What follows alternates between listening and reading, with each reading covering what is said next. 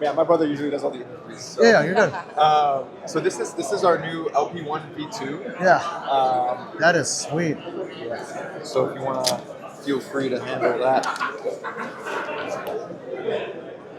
Oh wow,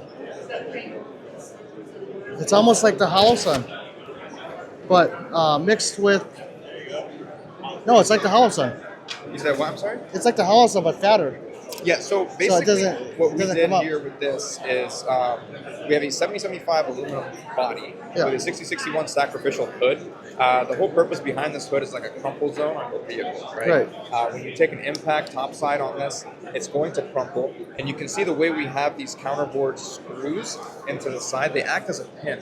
So when this comes down, it drives all of the forces to these pins that go directly to the mount, rather than collapsing this, contacting the housing, and all of that pressure goes into the housing and cracks your glass, right? Because the Wow. most important thing in this optic design is to direct all impact forces away from the glass edges, because that's what Yep. cracks it. Yep. So you go straight down to the mount, good to go. Now we did thicken up with this V1.5, right? It's a revision. We thickened out this housing. You can also interchange them like the original LP1 where we have custom design ones. I think we have a couple Cerakoted ones over there that you can take a look at as well shortly. Wow. We've done some mount changes on the 1.5, so the mount is significantly more easy to use. Our previous mount had a little bit of finagling. Like, it was rock solid once you got it adjusted properly, but it did have some issues getting it adjusted specifically with how the set screw system worked. But we did resolve those issues here with the V1.5. And to disengage, you just it's a secondary safety. So you pull back on the secondary safety, and then you flip the lever, and then the optic comes right off. So, QD mount, guys. yep, just QD mount, and then it goes back on here, and then nice and tight. And then for the reticle, what we did with the 1.5, we released it halfway through our first LP1 as RO-Wake. So we're patenting. I'm sure you're familiar with shake wake functionality, right? I personally was very much against shake wake going into these optics because I don't like relying on an accelerometer to dictate whether or not when I pick up my rifle I'm going to have a point of aim. So the accelerometer, if you're not familiar, is the sensor that detects the motion, right? A lot of times those fail, and the last thing you want is to pick up your rifle and have that dot stay off because your accelerometer has failed. So what I went ahead and did is we tied it to the circle of the donut of death, which is the most battery-consuming aspect of the reticle. So when you leave your gun down for quite a while, that donut will turn off, but that dot, the little 2 MOA dot, stays on 24/7. So you can pick that rifle back up, and that donut will turn back on. If it doesn't, for some reason, if there's some sort of failure, you still have your dot. Oh, so this is like a hybrid. Yes. This is the best of both worlds. Yep. And that battery life with the CR123 on the 2 MOA dot It's nothing. is a long Yeah, time. that's sneaky. So, yeah. You hear that, guys? That's awesome. Yep, and we did do some changes to our lens technology as well, where we mitigated a lot of reflectivity. There were a couple complaints, very rare couple complaints under direct fluorescent lighting, where we would have some reflections on the rear lens, so we've also remedied that as well. And yeah, it's been a tried and true optic for us. Everyone that's tested these out has loved them, and we can't wait to get more in the hands of folks. And Brother? What's that? Is your brother? yes, Hey, nice to meet you. So That's cheap. yeah, so $450 on the street price, and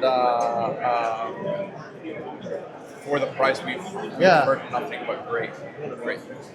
I like that. Okay. And our goal with this was to, we've been in the industry for a while as consumers, right? I've been a gun guy ever since I was like 11 years old in the industry. A lot of great stuff, but a lot of lack of competition. So I wanted to make something that has everything in it that we want in an optic.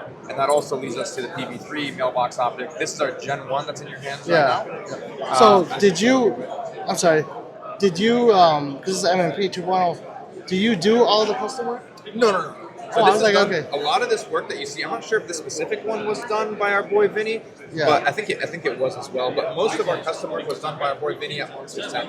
Oh, Monsoon. Yep. Okay, So good. that chunk port was definitely done by him, yes. Yep. and so he does great work. I love all of his work. And Okay.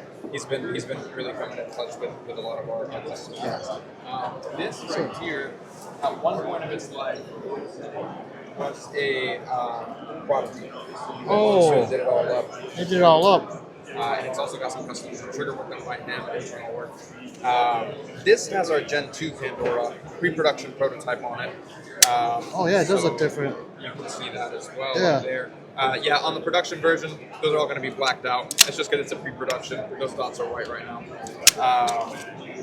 But very similar situation with the V2 of this as we did with the LP1, where we smoothed out a lot of edges, fixed the reflectivity of the glass a little bit.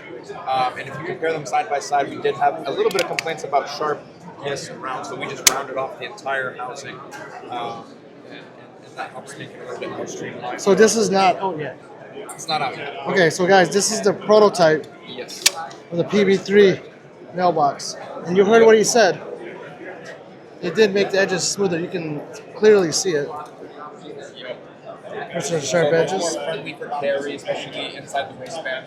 A lot of our guys are carrying inside the waistband. These corners here tended to go Yeah. We did some Wow.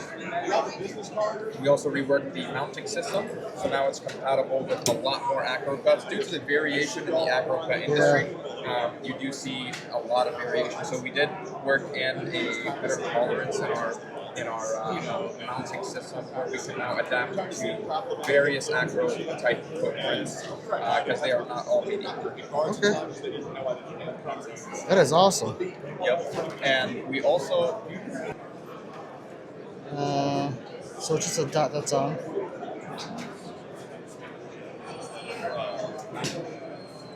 I believe it's multi-reticle, right?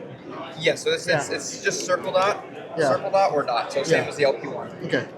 We also are developing this plate. This is a 3D printed version here, but you can see it mounted. This is adapting an RMR footprint Oh my. to a acro I can footprint. see it, yeah. And we wanted to do the lowest profile possible on this. So this is effectively, if you take a look, as if Yeah. you're direct milled. Because all that we're adding, the only material that we're adding is the dovetail itself. Yeah. And it screws right into your RMR. In this case, it's an MOS slide. And it goes right in there, and you can mount your acro directly to it.